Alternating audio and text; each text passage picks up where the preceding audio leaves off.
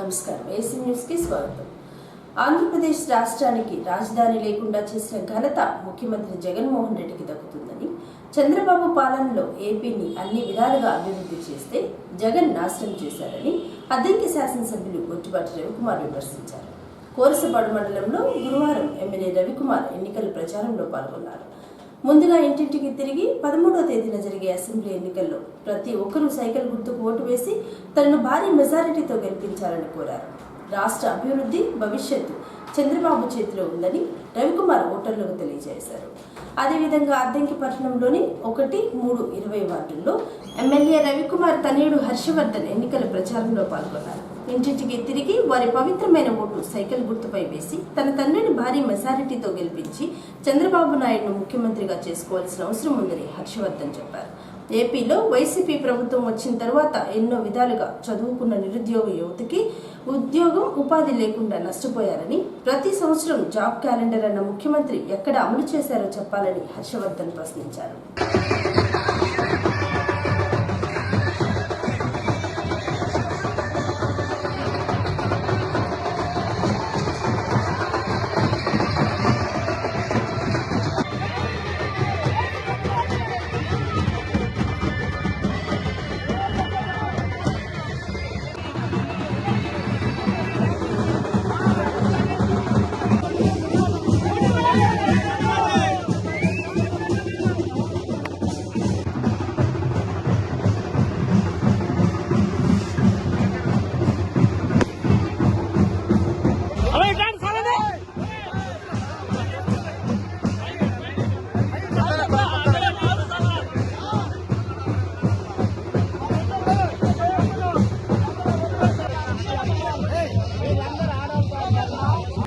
మంచి మెజార్టీ రావాలి మా నాన్నగారుగా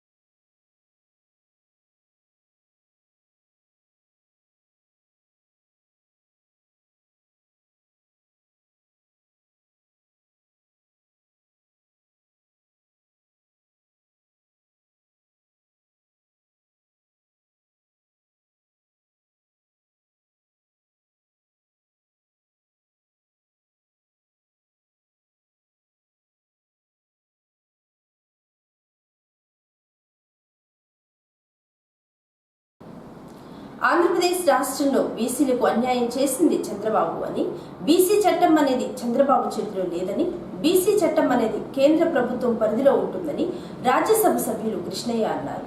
అద్దెంకి వైసీపీ పార్టీ కార్యాలయంలో ఏర్పాటు చేసిన మీడియా సమావేశంలో కృష్ణయ్య హాజరై మాట్లాడారు.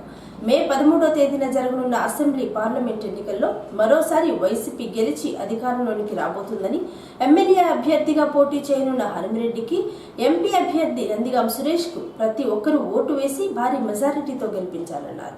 ఆంధ్రప్రదేశ్ రాష్ట్రంలో ఉన్న ప్రజలందరూ చంద్రబాబు మాటలు నమ్మవద్దని, బీసీలను చిన్నచూపు చూసిన ఘనత చంద్రబాబుది అని, 14 సంవత్సరాలలో చంద్రబాబు బీసీలకు ఏం చేశాడో చెప్పాలన్నారు. బీసీలకు పునాది వేసిన ఘనత జగన్మోహన్ రెడ్డిదన్నారు. ముఖ్యమంత్రి వైఎస్ జగన్మోహన్ రెడ్డి అమలు చేసిన సంక్షేమ పథకాలు దేశవ్యాప్తంగా ఇతర రాష్ట్రాల ముఖ్యమంత్రులు చూసి మెచ్చుకున్నారని, ఆంధ్రప్రదేశ్ రాష్ట్రంలో ఉన్న బీసీలందరూ జగన్మోహన్ రెడ్డి గెలుపు కోసం కృషి చేయాలని రాజ్యసభ సభ్యులు కృష్ణయ్య పిలుపునిచ్చారు. ఫీజు ఉంటే కూడా ఆ ఫీజులను ప్రభుత్వమే భరిస్తుందని చెప్పి ఆ కులాలకు చదువుకోవాలనే ఉద్దేశంతో మొత్తం ఫీజు 1 లక్ష నుంచి 2 లక్షల దాకా ఎంత ఫీజు అయినా సరే మొత్తం ఫీజులను ప్రభుత్వమే భరించేటట్టుగా జీవోత్సవం చేశారు. తెలంగాణలో కూడా ఈ స్కీమ్ లేదు, దేశంలో ఎక్కడ కూడా ఈ స్కీమ్ లేదు. నేను ఉత్తరప్రదేశ్, బీహార్, కర్ణాటక, తమిళనాడు రాష్ట్రాల్లో పర్యటించినప్పుడు అక్కడ ప్రభుత్వాలు, ఆ ముఖ్యమంత్రులు ఇంత బడ్జెట్ ఎక్కడికి వస్తుంది, ఈ స్కీమ్ ఎట్లా అమలు చేస్తున్నారు ఇవన్నీ అని చెప్పి ఆశ్చర్యపోతున్నారు. ఈ స్కీమ్ల వల్ల మెయిన్గా పిల్లల లోపల మానవ వనరులు, ఎస్సీ మానవ వనరులన్నీ ఇన్ని రోజులు దుర్వినియోగం జరిగాయి. వాళ్ళ మానవ వనరులను అభివృద్ధి పరచలేదు.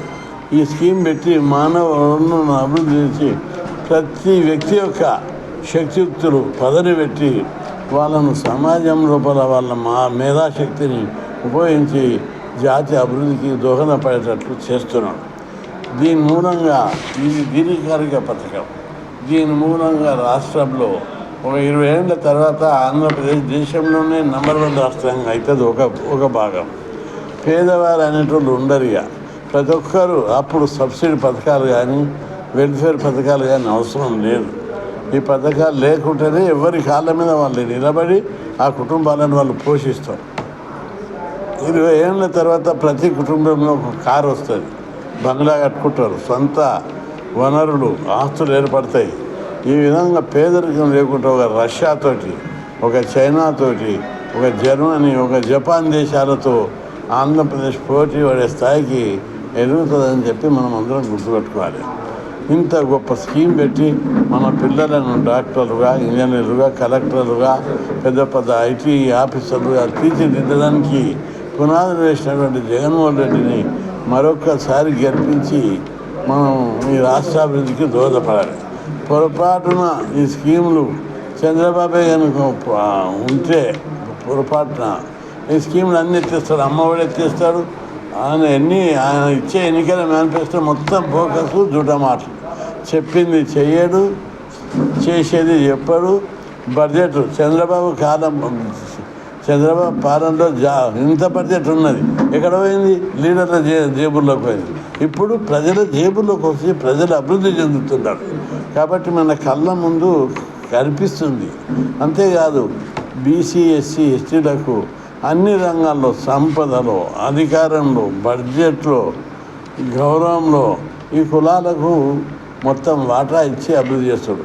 56 బీసీ కులాలకు చైర్మన్ కార్పొరేషన్లు ఏర్పాటు చేసి చైర్మన్లు చేశాడు. అదేవిధంగా అన్ని కార్పొరేషన్లలో నామినేట్ పోస్టుల్లో మార్కెట్ కమిటీ, దేవాలయ కమిటీ, కార్పొరేషన్లలో ఎస్సీ, ఎస్టీ, బీసీలకు జనాభా ప్రకారం వాటా ఇచ్చారు. ఆ విధంగా చట్టాన్ని కూడా తయారు చేశారు. ప్రతి చిన్న కులాలకు కూడా కార్పొరేషన్ చేసి ఆ కులాల నాయకత్వాన్ని పెంచాడు. అంతేకాదు నామినేట్ ఇప్పుడు ఎమ్మెల్యే, ఎంపీ, రాజ్యసభలో 9 పోస్టులు ఉంటే చంద్రబాబు పీరియడ్లో 5 ఏళ్లలో ఒక్కరు కూడా ఇవ్వలేదు. ఆంధ్ర రాష్ట్రం అభివృద్ధి అనేది వైసీపీతోనే సాధ్యమవుతుందని, చంద్రబాబు పాలనలో ప్రజలందరూ నష్టపోయారని వైఎస్ఆర్సీపీ పార్టీ ఎమ్మెల్యే అభ్యర్థి పానెం హనుమిరెడ్డి అన్నారు. సంతమాగులూరు మండలం బండివారిపాలెం గ్రామంలో గురువారం హనుమిరెడ్డి ఎన్నికల ప్రచారంలో పాల్గొన్నారు. ముందుగా హనుమిరెడ్డి ఇంటింటికి తిరిగి 13వ తేదీన జరిగే ఎన్నికల్లో ప్రతి ఒక్కరూ ఫ్యాన్ గుర్తుకు ఓటు వేసి తనను భారీ మెజారిటీతో గెలిపించాలని కోరారు. తెలుగుదేశం పార్టీకి ఓటు వేస్తే జరిగే నష్టం గురించి హనుమిరెడ్డి ఓటర్లకు వివరించారు. అలాగే అద్దంకి పట్టణంలో ఎన్నికల ప్రచారంలో భాగంగా గురువారం హనుమిరెడ్డి రోడ్ షో నిర్వహించారు. భవానీ సెంటర్ నుండి ప్రభుత్వ వైద్యశాల, గాంధీ బొమ్మ సెంటర్, మున్సిపల్ ఆఫీసు, ప్రభుత్వ జూనియర్ కళాశాల, రామ్నగర్ మీదుగా బంగ్లా రోడ్డు వరకు రోడ్ షో జరిగింది. కార్యక్రమంలో హనుమరెడ్డితో పాటు వైసీపీ నాయకులు, కార్యకర్తలు తరలివచ్చారు. మే 13వ తేదీన జరిగే అసెంబ్లీ, పార్లమెంట్ ఎన్నికల్లో ఓటర్లు ఫ్యాన్ గుర్తుకు ఓటు వేసి ఎమ్మెల్యేగా తనను, ఎంపీగా నందిగాం సురేష్ను గెలిపించాలని హనుమరెడ్డి కోరారు.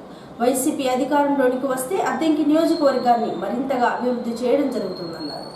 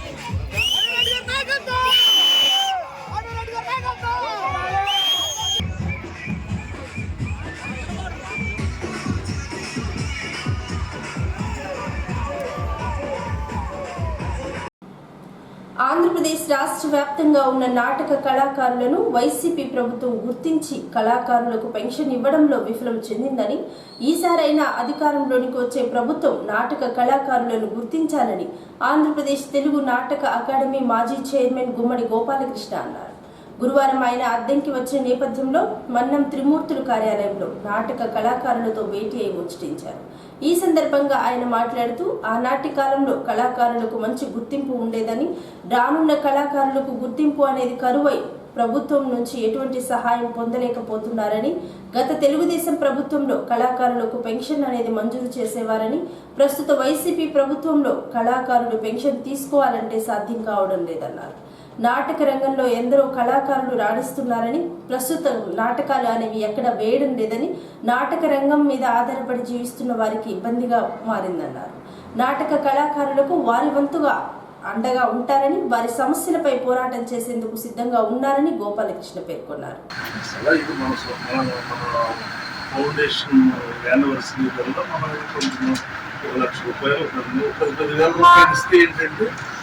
ఒక 10,000 అంటే కనీసం నెలలో వస్తాయి.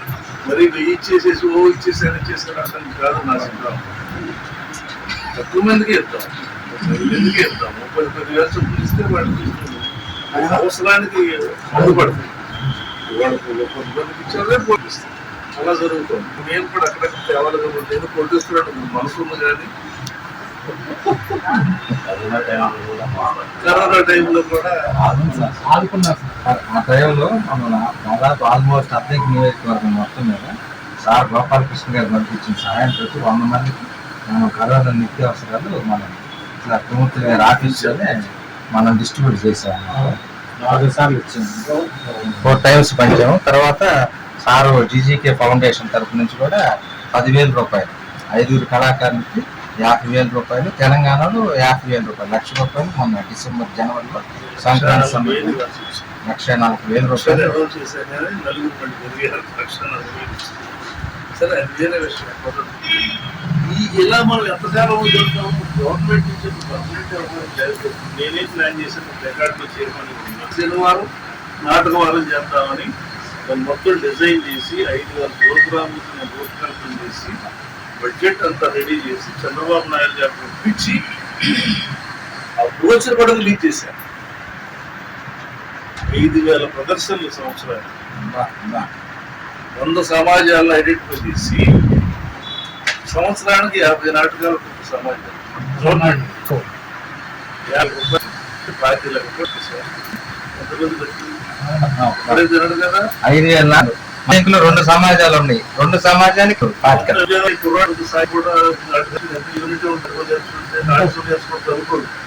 కులాలు చూసుకోడు.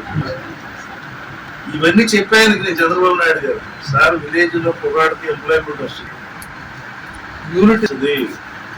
తర్వాత నాటక ప్రారంభంలో చంద్రబాబు నాయుడు గారికి చేయంటారు. ఇవన్నీ మనకు ప్లస్ పాయింట్స్ సార్ అని చెప్పేసి అంటే బాగుంది ఒక నిమిషం పూర్తి ఇస్తాను నెక్స్ట్ పరిపాలనలో సార్ ముందు బ్రోచర్ రిలీజ్ చేద్దాం సార్ అంటే చేసేసాడు.